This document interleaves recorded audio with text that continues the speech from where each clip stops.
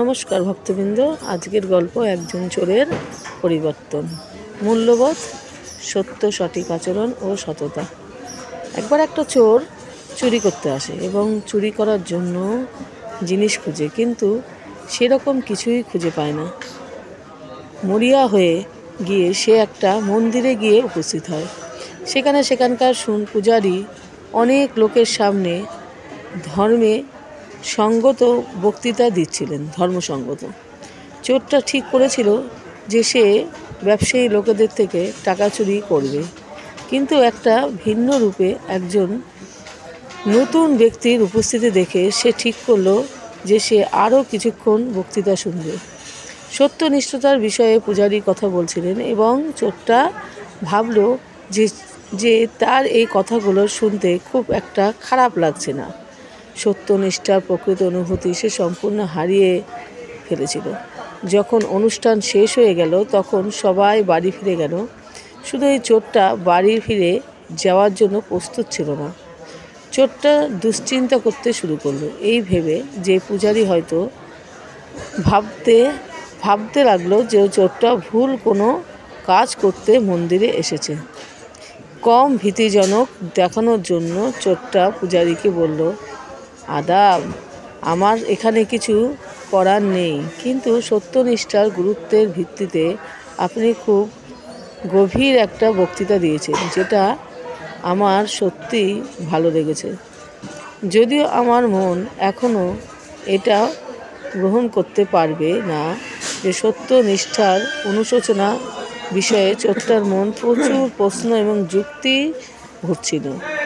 সে বিস্ময়ের সাথে ভাবছিল যে সে একটা চোর কিভাবে মিথ্যা কথা বলা থেকে মুক্তি পেতে পারে।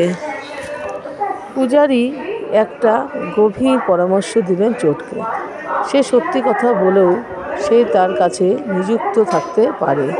সত্যনিষ্ঠার এই গুণটার অনুশীলন করে সে নিরাপদ ও নিশ্চিত থাকতে পারবে। তাই সে সেখানেই থাকুক অথবা যাই চুরি করুক। পূজারী আত্মবিশ্বাসের মনোভাব চোরের মধ্যে স্থাপন করলেন যে চুরি করার দ্বারাও সে সফল হতে পারবে। চোরটা স্থির সিদ্ধান্ত নিল যে সে পূজারীর দেওয়া পরামর্শ অনুসরণ করবে তার ব্যবহারিক জীবনে, এবং সেই দিন থেকে সব রকমভাবে সততার নিয়ম মেনে চলার প্রতিজ্ঞা নিল। এই শপথ নিয়ে সে জীবনে যে কোনো পরিস্থিতিতে সে মিথ্যা কথা বলবে না ও চোরটা মন্দির প্রাঙ্গণ থেকে বেরিয়ে গেল। সেই একই সময়ে রাজা একজন সাধারণ নাগরিকের ছদ্মবেশে সেই জায়গাতেই ঘুরছিল।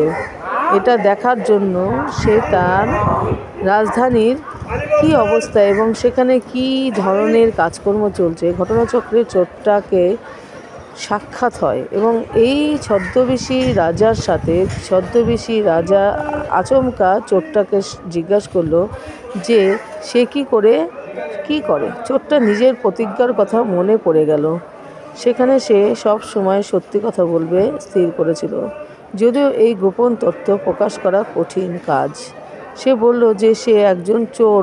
ছদ্মবেশী রাজা আনন্দ এবং উত্তেজনার সাথে উত্তর দিল যে সেও একজন চোর। স্বভাবীয় দুই ব্যক্তির বন্ধু হতে গেল এবং করমর্দন করলো এবং একে অপরকে আলিঙ্গন করলো। নতুন চোরটা ছদ্মবেশী রাজা পরামর্শ দিল যে তারা খুব মূল্যবান কিছু চুরি করবে এবং সে জানে ঠিক কোথায় এটা পাওয়া যাবে। কিছুক্ষণ পরে গোপনে দুজন মিলে অভিজ্ঞতা প্রায় রাজপ্রাসাদে পৌঁছালো। নতুন চোরটা রাজকোষে গেল এবং তার বন্ধুকে বলল সিন্দুকটা ভাঙতে। সিন্দুক ভেঙে ফেলার পরেও তারা দেখলো 5টা মূল্যবান হিরে আছে। চোর বন্ধুটা পরামর্শ দিল যে তারা 4টে হিরে নেবে একজনের জন্য 2টো করে, কারণ এটা হিরেকে 2 টুকরো করারও কোনো মানে নেই। তাই তারা 4টে নিল এবং একটা হিরে সিন্দুকে রেখে দিল। তাদের চুরি করা জিনিস ভাগাভাগি করার পরে তারা যে যার পথে চলে গেল। পরের দিন রাজপ্রাসাদের দপ্তর খোলা হলো। সবাই দেখতে পায় যে রাজকোষে চুরি হয়ে গেছে। রাজপ্রাসাদের কোষাগারে চুরির পরিদর্শন করার সময় দেখে যে 4টে হিরে উধাও হয়ে গেছে। সে দেখল যে এটা বিরাট একটা সুযোগ এবং যে হিরেটা অবশিষ্ট ছিল সেটা নিজের পকেটে ঢুকিয়ে নিল। সে রাজার সাথে দেখা করতে গেল এবং ঘোষণা করলো যে রাজকোষ থেকে 5টা হিরে চুরি করা হয়েছে। রাজা তখন নিরাপত্তা রক্ষীদের আদেশ দিল যে চোরকে গ্রেপ্তার করে রাজপ্রাসাদে নিয়ে আসা হোক। তাড়াতাড়ি চোরকে ধরা হলো এবং রাজার সামনে উপস্থিত করা হলো। রাজা ভালো করে চোরকে মাথা থেকে পা পর্যন্ত দেখলো এবং জিজ্ঞাসা করলো, তাহলে তুমি হলে চোর, তুমি কি চুরি করেছো?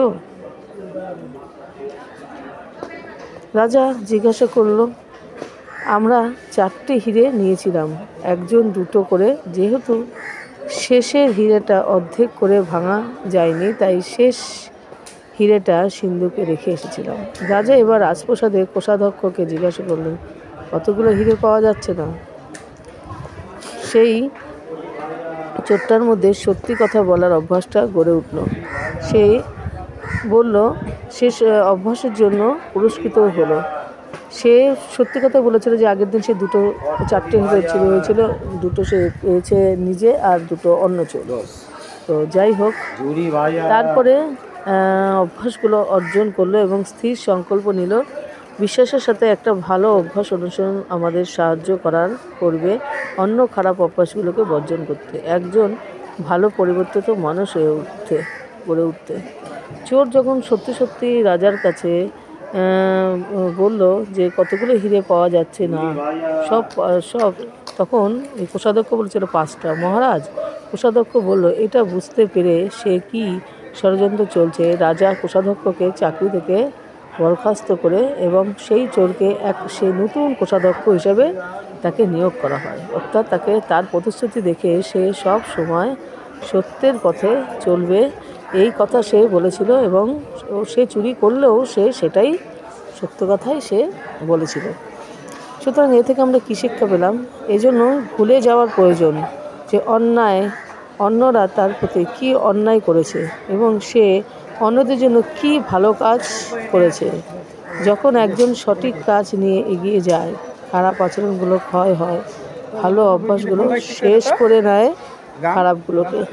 এর থেকে কী প্রমাণ হয়? আমাদের সবসময় সত্যের সঙ্গে থাকা উচিত এবং সত্য পথে চলা উচিত।